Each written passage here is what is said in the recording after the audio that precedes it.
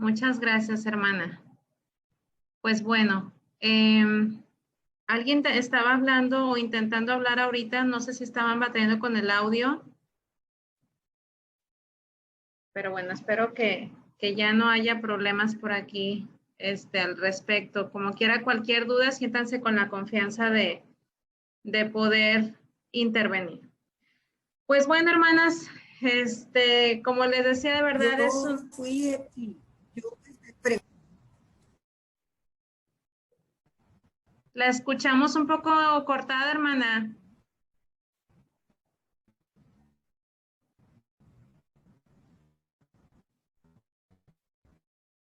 Hermana Miriam. Bueno, esperemos que se pueda solucionar su problema. Pues hermanas, continuamos con este tema de mentiras que que las mujeres creen acerca de los hijos. Y bueno, es que los hijos también creen mentiras. Ahorita estaba leyendo un artículo que también habla de eso. Así que, pues hoy nos vamos a enfocar en una sola mentira y es acerca de mis hijos son mi prioridad número uno. ¿Y cuántas de las que estamos aquí podríamos decir eso? Mis hijos son mi prioridad. Y siempre, yo creo que es una frase muy trillada, y que utilizamos muy seguido, ¿no? Primero mis hijos, lo que le haga falta a mis hijos, y todo por mis hijos, y yo me debo a mis hijos, y en fin, podríamos seguir enumerando diferentes frases que hemos escuchado y que incluso algunas de nosotras mismas las hemos dicho en alguna ocasión. Pero no dejemos de, o no debemos olvidar que el enemigo de nuestras almas, Satanás, ha estado infundiendo en nuestras vidas una constante guerra de mentiras, ¿sí? No por algo el libro trata no una, no dos, no cinco, sino prácticamente 50 mentiras que las mujeres creemos. Entonces, ya vimos este tema acerca de nuestras prioridades y veíamos cómo a veces como mujeres nos evocamos demasiado al trabajo. Y esa ha sido una mentira que el enemigo ha sembrado en nuestras vidas, ¿verdad? Donde nos dice que nuestro trabajo y ser exitosas y sobresalir es algo muy importante. Pero quienes no trabajan o quienes incluso aún con el trabajo, ya sea desde casa o cualquiera que sea la función que estén desarrollando, ya sea que se iguale o sobresalga la otra parte, que es mis hijos. Las mujeres que se desviven por sus hijos, que están 24/7 para ellos. Ojo, no estoy diciendo que no los cuidemos, ¿ok? No vamos por ese lado, sino que a veces nuestro amor se desborda por ellos y hacemos todo por ellos y damos todo por ellos. Y entonces, ¿qué sucede? Que nuestras vidas están tan centradas en ellos que se convierten en un ídolo en nuestras vidas.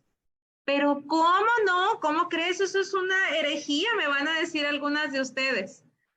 La cosa es que lamentablemente es tan sutil esa forma en la que vivimos, desbocándonos por nuestros hijos, que olvidamos quién o quiénes deberían de tener el primer lugar en nuestras vidas. Dice en el libro, en la página, y si lo tienen por ahí me pueden acompañar, en la página 224, a mediación de página más o menos, dice así: Nancy Percy explica que un ídolo es cualquier cosa que queremos más que a Dios, cualquier cosa de la que dependamos más que de Dios, cualquier cosa en la que buscamos más satisfacción que en Dios. Wow. Cualquier cosa. Y esto puede incluir a los hijos.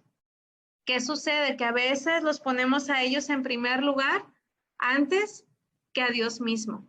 No, yo no hago eso. ¿Cómo crees? Eso sería una aberración en mi vida. Vamos a hacer un pequeño análisis. Y si tienen por ahí papel en mano y lápiz, las invito a que hagamos este pequeño ejercicio. Es algo semejante a lo que hicimos cuando hablábamos acerca de las prioridades. No sé si algunas de ustedes recuerdan, estuvieron quizá en esa sesión y hablábamos acerca de los tiempos que dedicamos a cada una de las cosas o con qué orden vivimos nuestras vidas, no en función a lo que quisiéramos que fuera una realidad en nuestras vidas, sino a lo que es una realidad y una constante en nuestras vidas.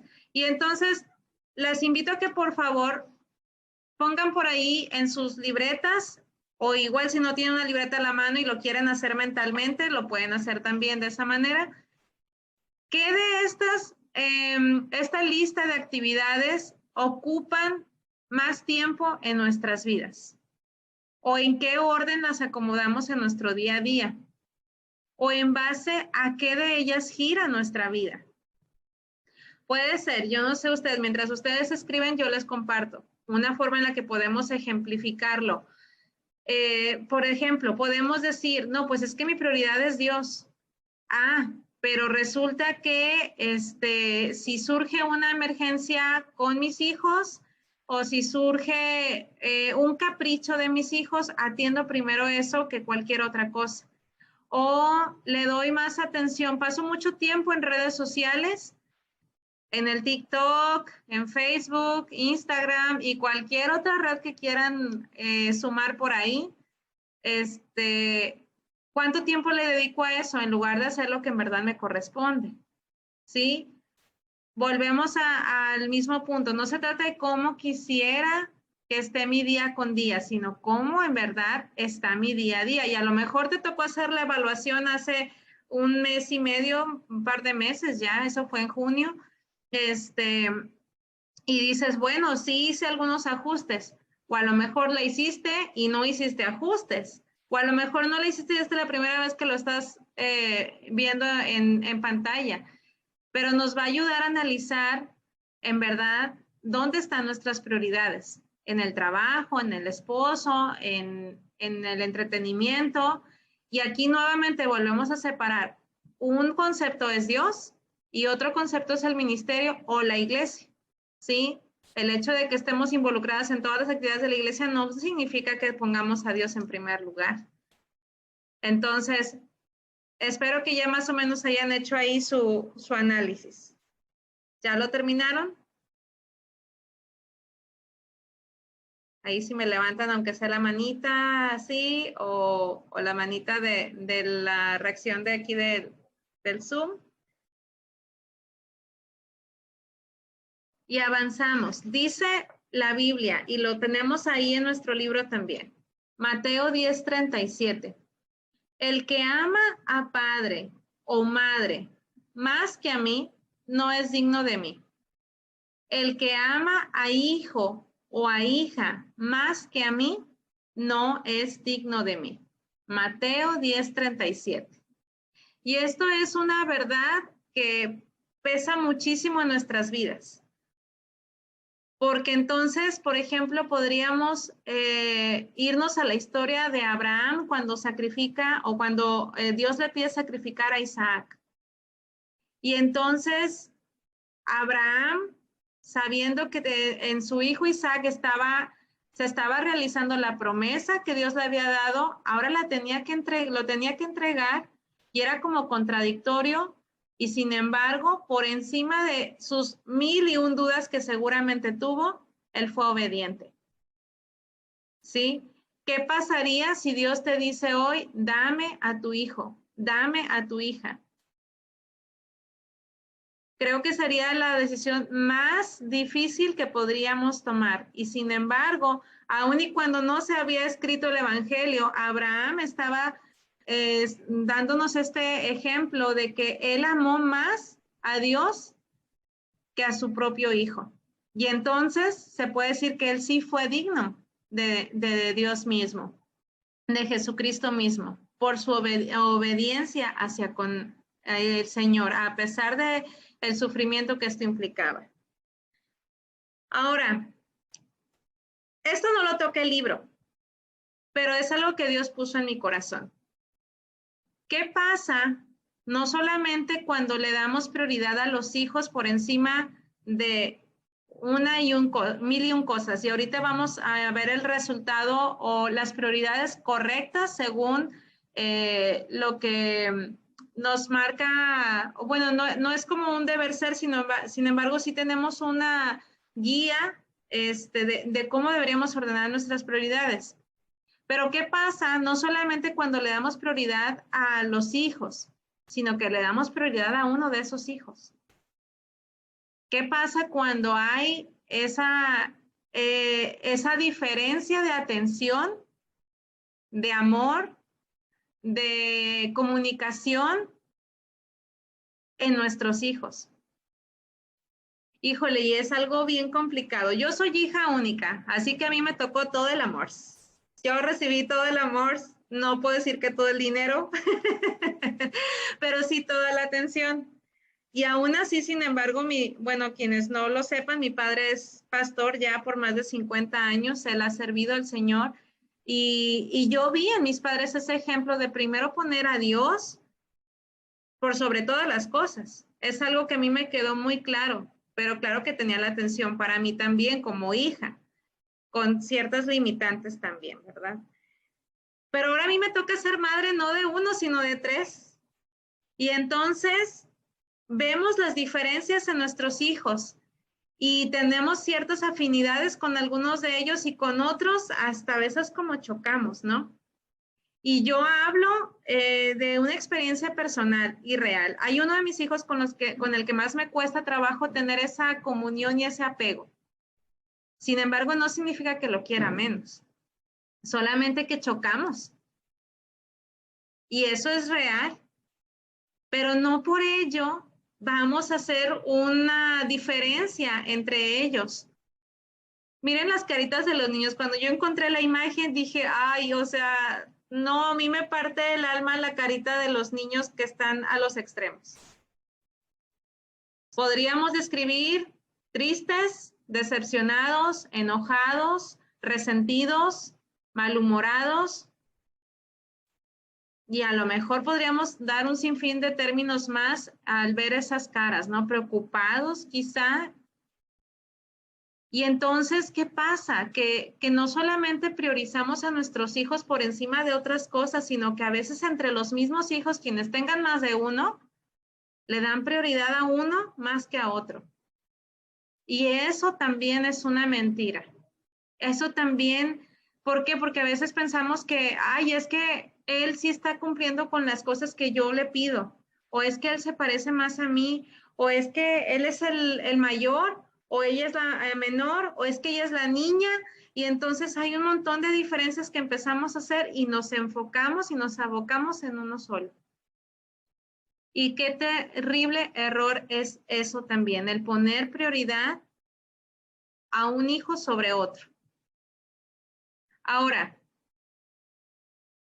la verdad de las cosas es estas, y les voy a leer lo que es ser una madre sobreprotectora, poner a nuestros hijos en primer lugar, y después les voy a leer cuál debería ser nuestro orden de prioridades. Fíjense bien, dice, madre sobreprotectora. La madre sobreprotectora es aquella que es bien conocida en las escuelas de sus hijos, con vecinos y cualquier otra persona que sus hijos puedan tener problemas. Si tienen bajas calificaciones, es por culpa del maestro. Es malo, es injusto y no le da suficiente atención a mi hijo. Además de las constantes quejas de que los niños maltratan a su pequeño hijo.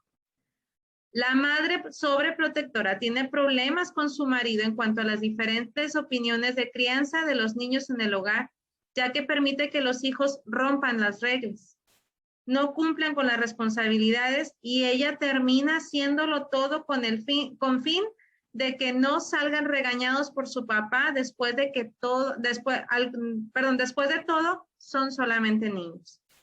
La madre sobreprotectora consuela al hijo ante cualquier situación, aunque él haya tenido la culpa. Si el hijo tiene problemas con alguna persona, ella le dice que nadie es digno de él y pagan ellas las consecuencias de los errores de sus hijos con tal de que ellos no sufran. Hijo, no quiero que te metas al agua hasta que aprendas a nadar. ¿Cuántas habrán identificado con esto?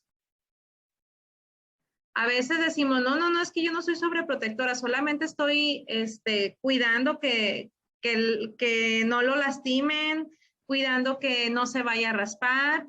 No, yo no soy sobreprotectora, pero tengo que vigilar con quién se junta y con quién anda y a quién le habla y demás situaciones que se pueden dar al querer estar en la vida de los hijos o de un hijo. Acuérdense que podemos estar cayendo en esas en esos dos aspectos, ¿sí? De sobreproteger a los hijos o bien a un solo hijo por encima de los demás.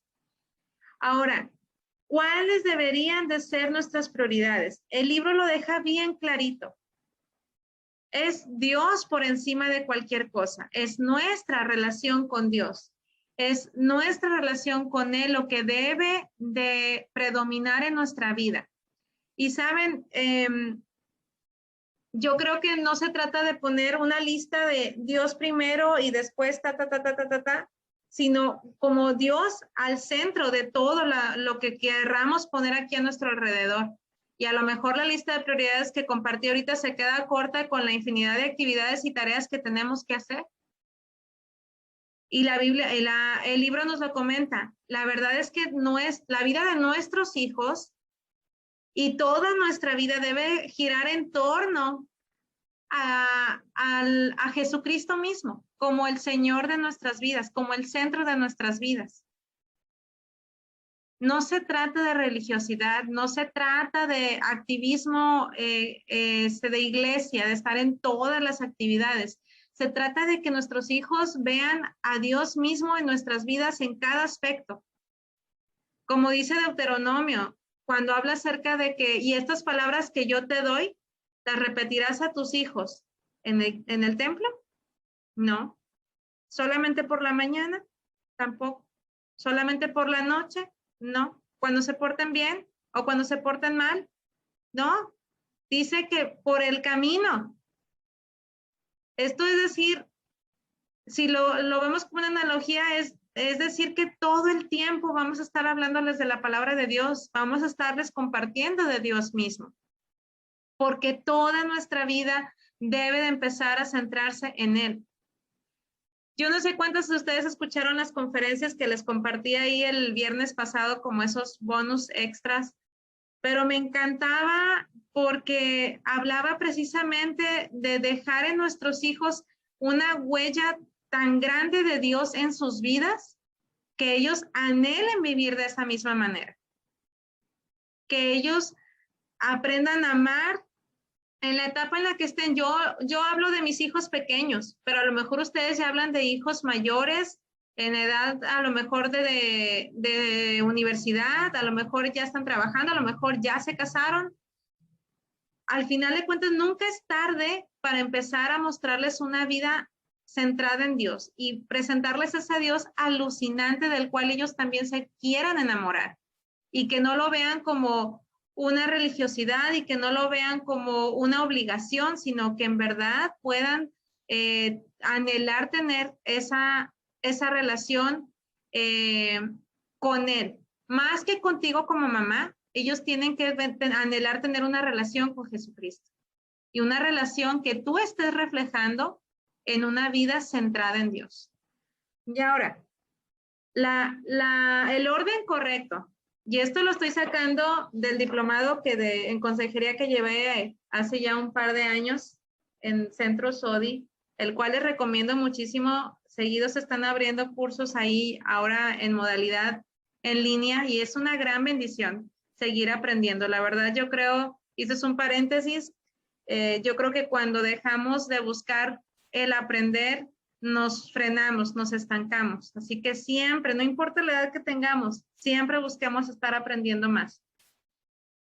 Dice, las prioridades según los principios del reino. En primer lugar, la primer prioridad de la mujer cristiana es su comunión con Dios. Salmo 63:1 dice, Dios mío eres tú, de madrugada te buscaré, mi alma tiene sed de ti. Mi carne te anhela en tierra seca y árida donde aguas no hay. Tener un tiempo con Dios pone en orden nuestros pensamientos para elegir lo que más nos conviene en un momento dado.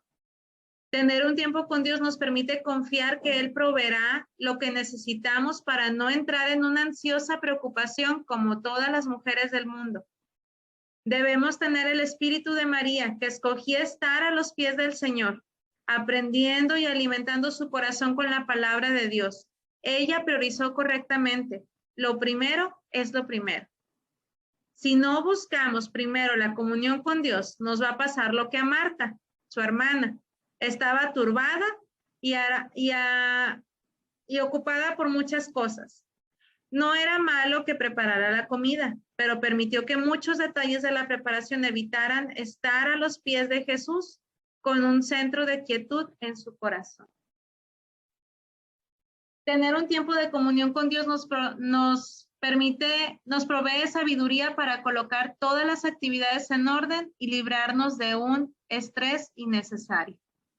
Y entonces, ¿qué sigue después de nuestra relación con Dios? La verdad es que aquí sigue nuestro esposo, nuestra relación matrimonial. Ese sería el orden correcto. Y lo comento porque muchas veces tendemos a poner a nuestros hijos por encima de nuestro esposo. Cuando yo era soltera y estaba por casarme, mi mamá me dijo algo que se me quedó bien grabado y creo que es algo que debemos de grabar en nuestras mentes, en nuestros corazones y transmitirlo a nuestra siguiente generación. El primero que está llegando a tu vida es tu esposo. Después vendrán los hijos, pero llegará el momento en que los hijos se van a ir. Y el que se va a quedar contigo será tu esposo. Y entonces hay algo que mientras revisaba mis apuntes del diplomado, tenía una anotación por ahí y se las voy a compartir.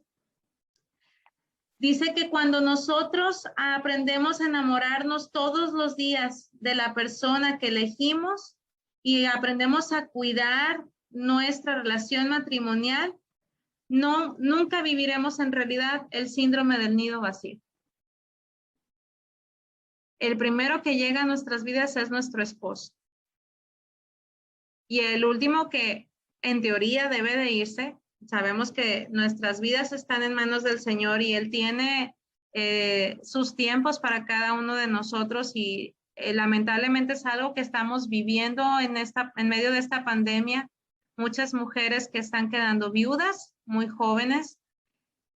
Y sin embargo, y Marcela lo dijo en el momento que ella compartía acerca del matrimonio, muchas mujeres que se quejaban de su esposo y cuando entonces él parte, decían, ¿por qué no lo cuidé más?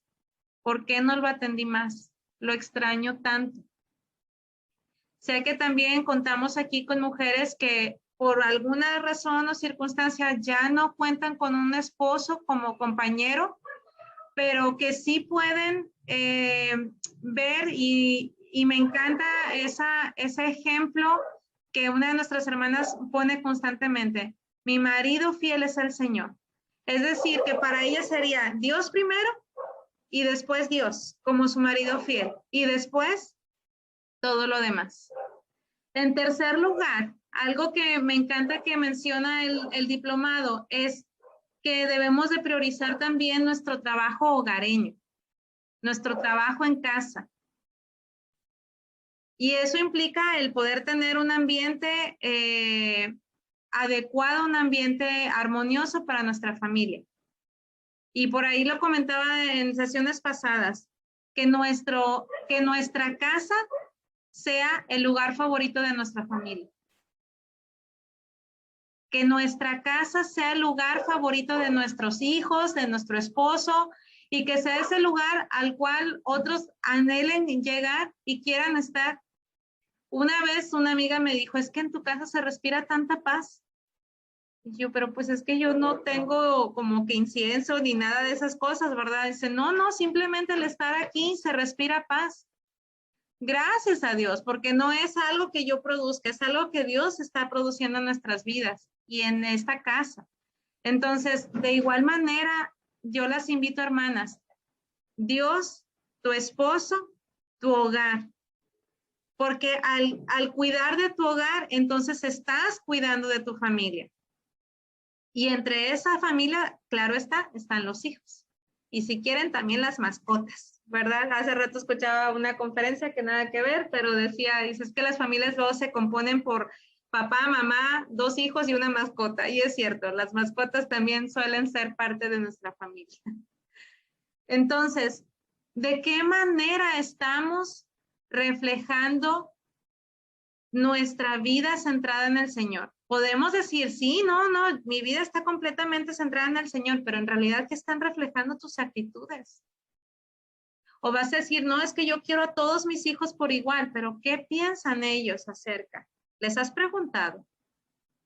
Con tristeza he escuchado a jóvenes que nos dicen, yo sé que el hijo, la hija preferida de mi mamá es el otro o la otra.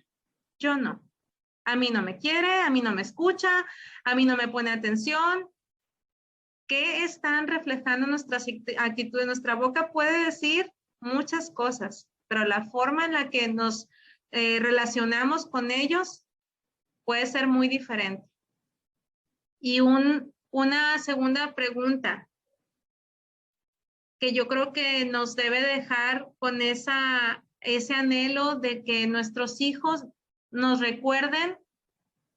¿De qué manera? ¿Cómo te van a recordar? ¿Como esa mamá que siempre estuvo ahí sobre el pequeño? ¿O todo lo contrario, como esa mamá que estuvo ausente? ¿O como esa mamá que amó a Dios por sobre todas las cosas? Y déjame, te cuento una pequeña historia, un pequeño relato. Recuerda la historia del pajarillo en mano. Si lo aprietas demasiado, no querrá permanecer ahí, solo pensará en huir. Pero si abres tu mano y él aterriza en ella de su propia voluntad, estará feliz de permanecer allí. Jim Dobson dice que las familias que construyen recuerdos y tradiciones juntos están construyendo hijos que visitarán la casa paterna no solo en ocasiones obligatorias. ¿Qué están reflejando nuestras actitudes y cómo queremos ser recordadas? Qué bonito va a ser que digan, híjole, mi mamá me amó un chorro, siempre cuidaba de mí. Pero qué maravilloso será que digan, cuánto amó mi mamá al Señor. De manera que ellos también anhelen amarlo a Él. Y voy a dejar de presentar porque en esta noche no les avisé, pero tenemos una invitada estelar. Y entonces yo tengo por ahí unas preguntas para la hermana. Igual si alguna de ustedes tiene algún comentario o algo para preguntar, siéntanse la libertad de escribirlo ahí en el chat. Bueno, eso no se lo avisa a la hermana, pero yo sé que Dios le ha dado esa sabiduría, hermana, para compartir más allá de lo que llegamos a platicar. Pero bueno, hermana, muchas gracias por atender mi llamado. De verdad es una bendición poder compartir este tiempo y saber desde su trinchera como psicóloga. Y yo sé que han pasado por su escritorio miles de casos, ¿verdad? De situaciones relacionadas a lo que acabamos de aprender esta noche.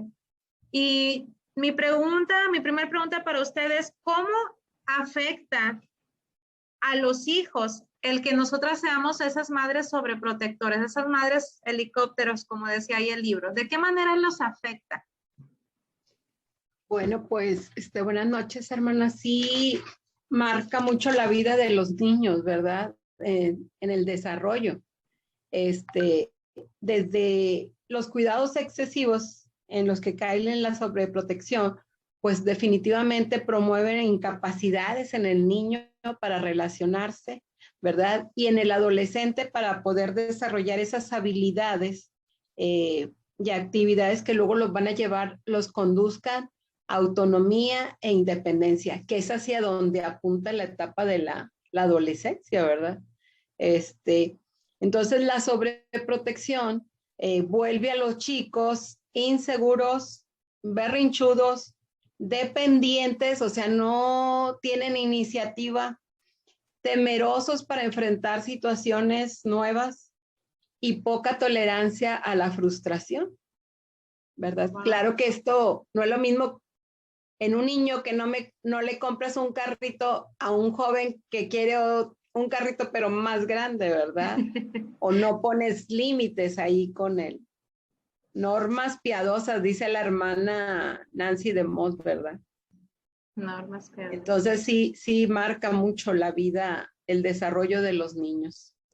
Y qué complicado, ¿no? Porque ese tipo de niños o personas ya adultas llegan a ser molestas en la vida de otras personas. Llegan a incomodar, y lamentablemente tenemos aquí cerca un caso donde incluso hasta los vecinos son como, ay, dices, no, mejor no le hablo porque sé que va a reaccionar mal. ¿Sí? La Biblia dice en Proverbios, el hijo consentido avergüenza a la madre, ¿verdad? Al padre. Así es, lamentablemente. Otra pregunta, hermana, y va muy relacionada a esto.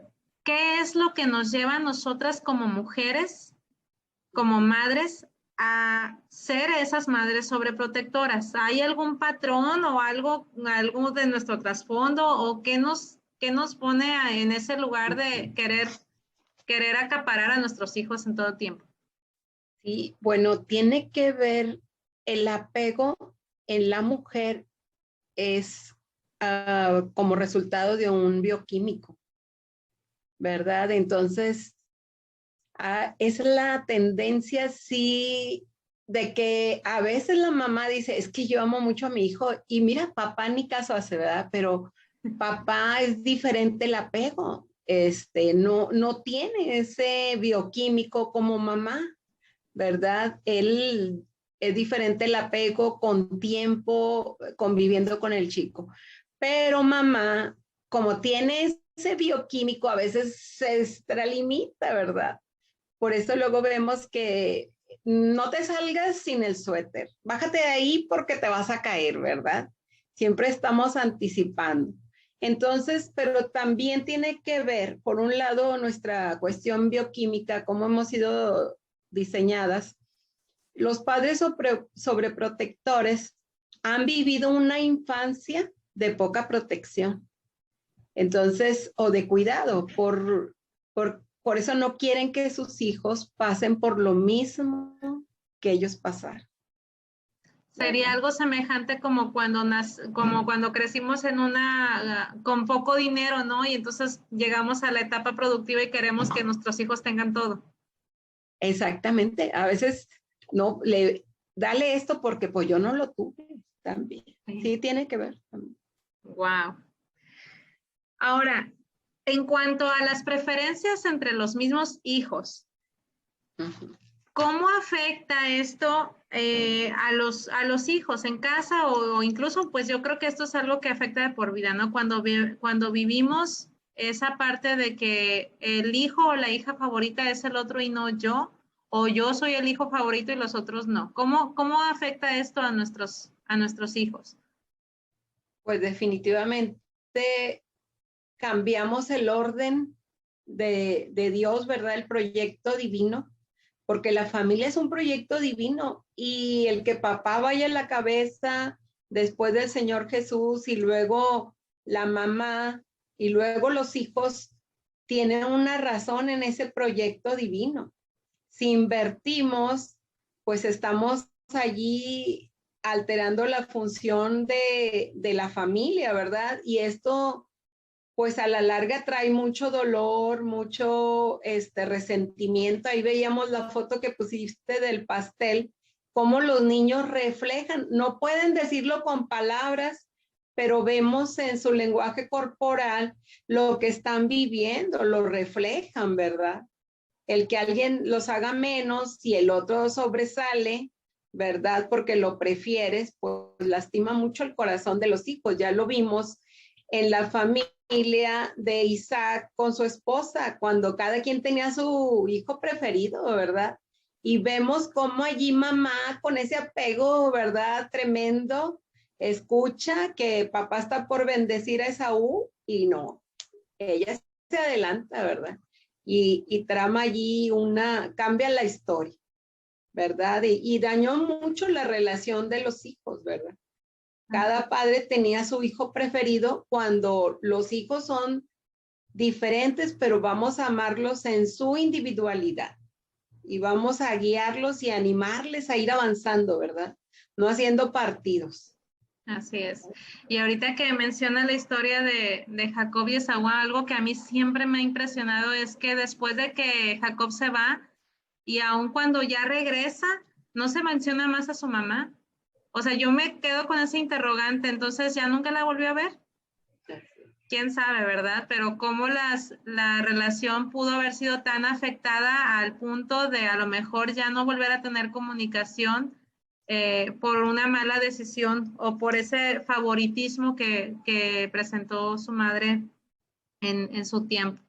Y bueno, hermana, ya por último, ¿cómo podemos encontrar un equilibrio? Si a lo mejor algunas de nosotras detectamos esa parte de si estoy poniendo a mis hijos por encima de Dios mismo o por encima de mi esposo, o sea, a lo mejor digo, bueno, Dios sí está en primer lugar, pero después de Dios siguen mis hijos y mi esposo hay que se las arregle. O a lo mejor me estoy dando cuenta que de mis hijos, de mis 3, 4, 5 hijos, sí hay uno al que le estoy poniendo más atención. ¿Cómo podemos revertir? Porque, pues, bendito sea el Señor, tenemos esa oportunidad de volver a tener un nuevo comienzo, independientemente de la etapa en donde estemos, ¿verdad? Sí, definitivamente. Bueno, los padres han sido puestos por Dios para que cumplan esa función de guiar a los hijos, ¿verdad? Por decir, en las iglesias vemos que hay un pastor de jóvenes, ¿verdad? Que pastorea sus vidas, pero ¿qué pasa con los niños? ¿Quién es ese pastor? Pues es papá, cumple la función sacerdotal. Pero si mamá invierte los roles, ¿verdad? De descalificar a papá, aunque no lo verbalice, sino que no, él no sabe.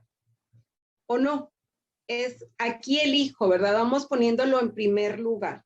Entonces, estamos dando ese favoritismo que no ayuda en nada, sino que hemos sido puestos para guiarlos, porque al final nosotros queremos que el hijo sobresalga y le ayuda más que yo cumpla ciertas tareas como estimularlo a que él pueda, ¿verdad? Yo no tengo que hablar por él. Ve tu hijo y mira, enseñarle, ¿verdad? Porque el hogar es ese primer laboratorio donde podemos ir aprendiendo, es un aprendizaje constante, proceso de enseñanza-aprendizaje, ¿verdad? Y la Biblia, tenemos el manual de Dios donde nos marca las pautas. Entonces, ¿qué podemos hacer? Algunas recomendaciones para evitar la sobreprotección es propiciar desde el principio separaciones breves y progresivas entre mamá y el hijo. No es que allí fusionados, ¿verdad? Sino irlos poco. Ven tu hijo, habla, ¿verdad? Irlo enseñando. Controlar nuestra propia ansiedad de querer controlarlo, ¿verdad? Evitar conductas concretas de sobreprotección. No, lo tengo que dejarlo. Mi función es guiarlo, animarlo, enseñarle. No reforzar la dependencia, fomentar la autonomía personal en su corta edad, ir cumpliendo ciertas tareas, ¿verdad? Guiar cada paso, pero dejar que el hijo resuelva, porque si no, luego tenemos hijos adultos, ¿verdad? Y los queremos andar resolviendo la vida. Es triste porque está allí en una dependencia y mamá a veces entra en una codependencia. Brindar oportunidades de aprendizaje, porque no toda la vida vamos a estar ahí con los hijos, ¿verdad? Y valorarlo, su individualidad. Dios hizo a cada uno de una manera especial y lo valoramos como hijo de Dios, ¿verdad? Porque queremos que sobresalga, pero no queremos resolverle las cosas, ¿verdad? Así es. Hermana, ¿y qué pasa? Digo, esto ya ahorita que usted lo estaba comentando, ¿qué pasa cuando, pues a lo mejor lamentablemente ya tuvimos una vida así y ya el hijo, la hija ya se casó, ya está del otro lado, pero una como mamá sigue allí? Porque eso sigue, se extiende, ¿no? Se extiende esa sobreprotección. de querer estar ahí aún y en la vida, a lo mejor ya casado o a lo mejor independiente, porque hay hijos que por alguna u otra razón salen del hogar por trabajo o por el deseo propio de vivir independientes, pero queremos estar ahí como mamás. ¿Cómo hacer? Y lo decíamos ahorita, creo que nunca es demasiado tarde para hacer cambios, pero ¿qué podríamos hacer en ese caso? Sí, definitivamente trabajar esto porque ya podemos estar hablando en el caso de hijos adultos como codependencia. No enseña al hijo a ser independiente, autónomo, depende de alguien, pero puede entrar en una relación mamá de codependencia con el hijo. Es una situación que se puede corregir porque es una situación de madurez, que allí en el desarrollo no se dio ese aprendizaje de enseñanza, ¿verdad? Entonces sí se puede resolver y la palabra es la que nos marca, nos ayuda a encuadrar qué es lo que Dios espera de nosotros. Va a costarnos porque te cuesta trabajo o ir a la terapia te cuesta porque no vas a ir a la terapia porque te voy a entretener o voy a platicar una hora contigo. No, vamos a trabajarlo. El objetivo que traigas, si es en este caso dependencia o codependencia, trabajarlo de una manera que puedas conectarte con el Señor Jesús y Él te ayuda y sales adelante, lo hemos visto, ¿verdad? Muy bien, pues no sé